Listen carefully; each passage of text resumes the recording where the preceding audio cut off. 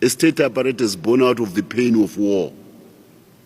It knows its allegiance to the people of Zimbabwe. And somehow there was a belief that it is akin to any of the post-colonial inherited armies of Africa, which can be commanded from London and from Paris to go to State House and remove leaders.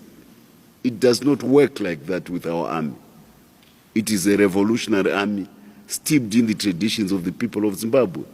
It is not the army of Mobutu Sese Seko. It is not the army of Idi Amin. It is not the army of Bokassa. It is not the army of Ironsi and all those wayward African military leaders who pander for foreign interests at the expense of the people of Africa. No, it is not.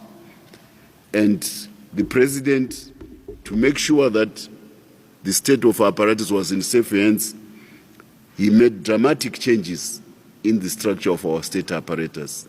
I want to congratulate the new leaders who were put in place as we approach 31.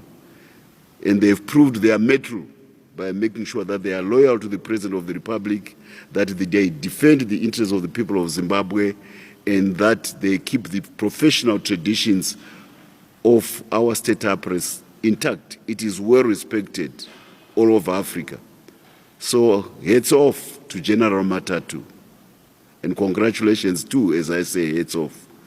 Heads off to Comrade Shepard Mtamba at ZANU Pf. And heads off to Director General Fulton Mangwanya at CIO. They assumed office in the nick of time at very short notice, and they proved their worth to the people of Zimbabwe, to the president who appointed them in those posts. And they made sure that Zimbabwe remains orderly and peaceful on what was supposed to be a fateful day. This is a salutary lesson to those who harbor the idea that they can personalize the Zimbabwe army. It is not. Why would you want to say that you somehow believe that you own the Zimbabwe army simply because you survived a war?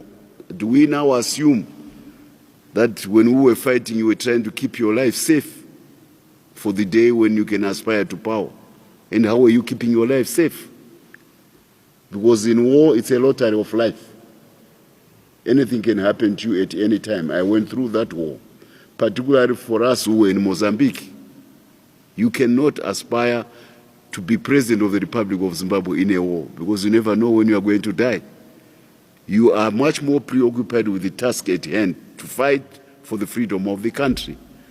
Now, if you begin to have illusions afterwards that you are anointed to become the leader of Zimbabwe simply because you survived that war, maybe you begin to question credentials.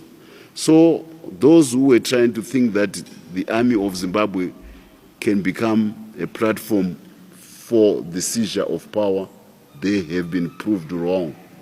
That template does not apply to Zimbabwe. I also want to use the press conference to appeal to the Zimbabwe people to go back to work. Your president is at work.